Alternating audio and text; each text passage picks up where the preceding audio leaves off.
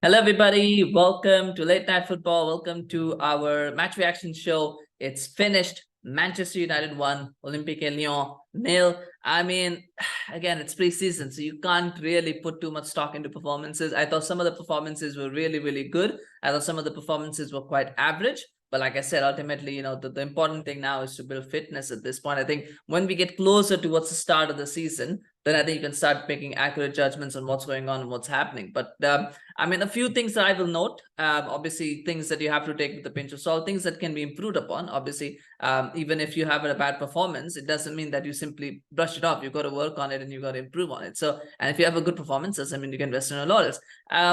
Again, two halves of football where they have United played without a striker and they've not scored a goal in either of them. And that is quite obviously an issue that needs to be addressed, because if you look at that first half and the second half, I thought they played better in the second half.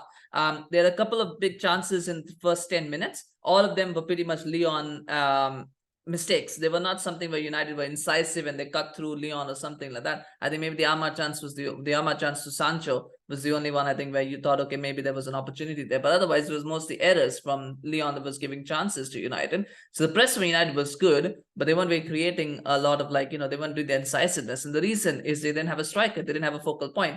And so every time the attack came towards the wide areas, in the midfield, they would go wide and then it would just break down because there was nobody in the center to actually, mark. And so the defenders and the Lyon defense eventually caught on that they don't have a striker, so just try and drag the winger, the false nine, a little bit wide or whatever, and then they don't have a focal point. And that's what happened. And it was sad to see from United's point of view, because you would have hoped they would have made more of the opportunities that they created. But it's an eye-opener that what United really need at this point, desperately, is they need a striker, and hopefully they'll get one in soon. But they need one really, like ASAP.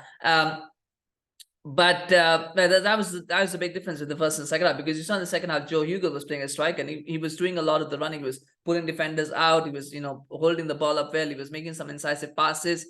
Didn't quite get a scoring opportunity, but his overall play was good because he was basically became the focal point. It allowed the other players around him to play the natural game, because they didn't have to worry about the fact that they didn't have a focal point, which wasn't there in the first half.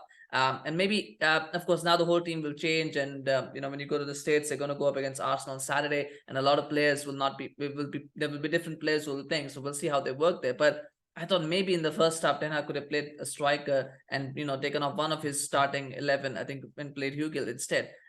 So just so that you could see how his team plays when they've got a striker in there. But anyway, that's here there. I thought Sancho was better today than he was against in the last game against Leeds. I thought he was much better in this game. I thought Antony looked okay at times. Other times he looked like the Antony of old. It's funny that when Antony plays on the left, he looks more creative than he does on the right. But I know what he brings on the right, which is something very, very different to what anybody else can bring. But I just feel he looks so much better on the left because that's his left foot, and he has more options when he plays on the left as opposed to on the right, which is weird when you think about it, because most reasons why players play inverted is because they have more options playing inverted wing rather than regular wing. But I think for Antony it's very different, probably because he's so one-footed. Ahmad was okay. At times he had some good moments and then some inconsistent moments.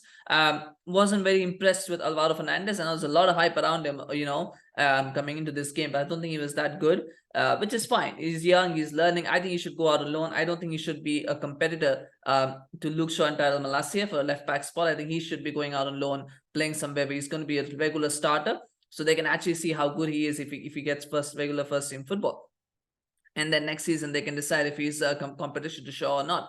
But at the moment, I don't think he should be staying at the club. I don't think he should be starting over Malacia. I don't think so. So therefore, I think I think he's too good to be a third choice left back. So let him go out on loan. Let him go somewhere where he can play regular. That would be my suggestion based on this one game. Of course, he's going to play the rest of the preseason tour, so we'll see how he does.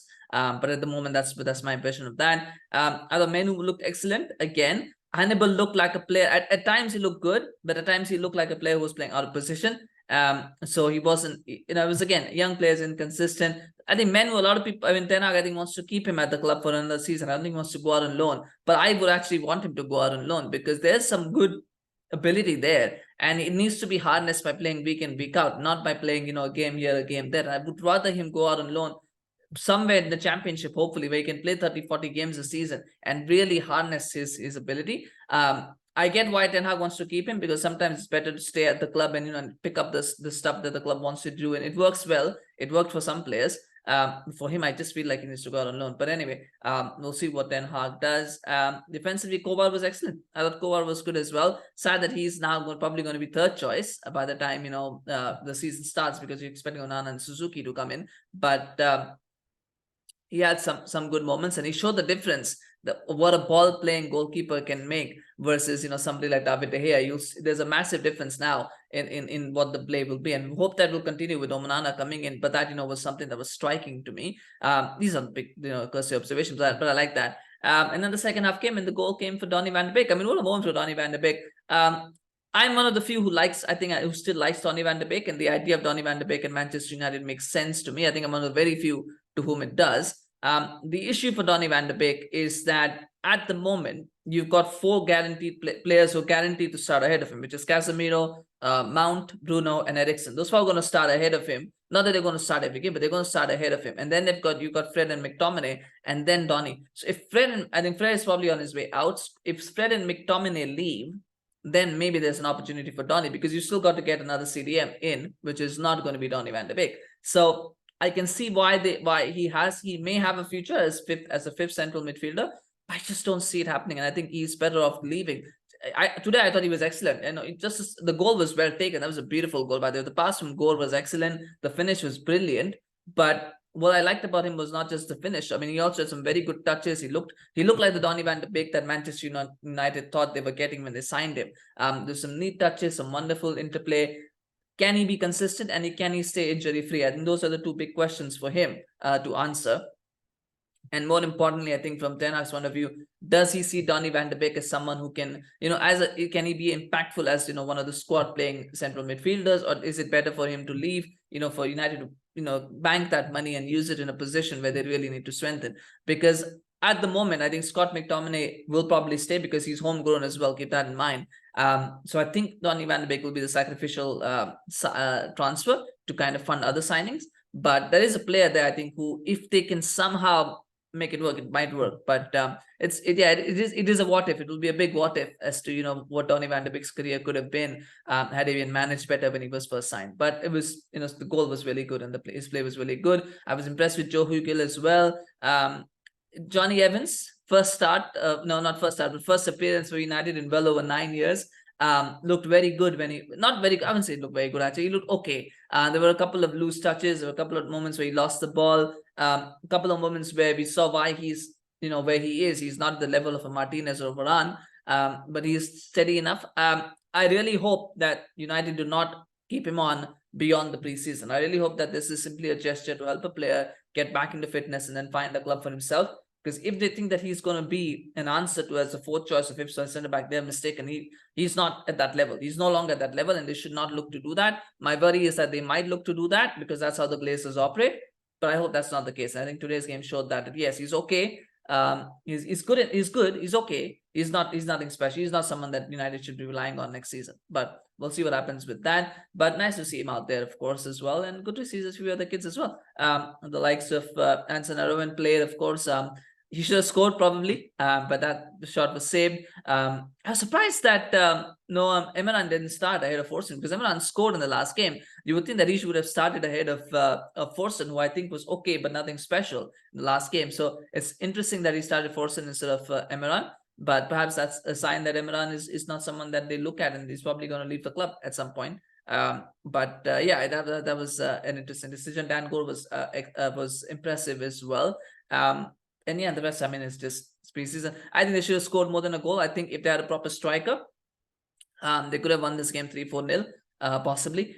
But just that they didn't have a striker, I think, was sad. I mean, but from Lyon's point of view, how disappointing is it from Lyon's point of view to come into a game like this where they never looked like they were going to score and get back in the game? And that's going to be disappointing for Laurent Blanc, because they have some talent. They were missing quite a few first teamers like, Cherki and Barcola. But still, you expect those players that are there. They got Lacazette, who was one of the top scorers in Ligue 1 last season. You'd expect him to do better. You'd expect the second, and especially many of them played at least 15 minutes in the second half against what was a second string 11, and you thought they could have done more, but they actually looked worse in the second half than they did in the first. So that would be disappointing for Blanc. Lyon are a great club, and I hope they get back to the level that they've shown before. It's just that they're so inconsistent, and part of that is because they have so many youngsters in the side. But you just never know what you're going to get from them because they're so unpredictable, and that's not always a good thing. But hope again preseason. It's a matter of learning, matter of improving and getting better, and hopefully they will. But yeah, this one wasn't a good game from Lyon. The scoreline flatters them. It wasn't a 1-0 scoreline. They should have been much, but they should have scored. United should have scored many more goals. But anyway, right. So that's another preseason game done. It's now over to the United States, and they'll be taking on Arsenal next. We'll see how that one happens, rolls on, and what sort of team expect. Arsenal actually playing today as well. They're playing against the MLS All Stars.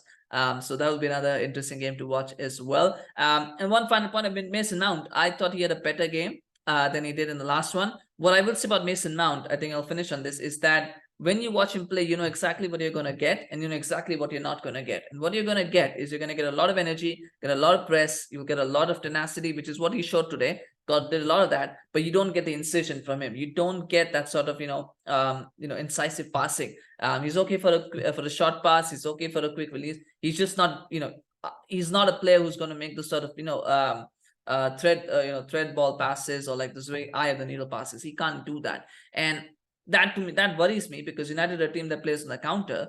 So they need players who can pass accurately and quickly. And if he can't do that, then I mean, yeah, maybe that will change with United. Maybe they'll become more of a possession team. But right now, they still look like very much a counter-attacking team, and I don't think Mount necessarily has the game to suit that. But we will see how that develops and how that goes. Maybe this is just the first step because it was an improvement from the last game. So maybe that steady improvement will come. But yeah, like this game to me showed exactly what Mason Mount is.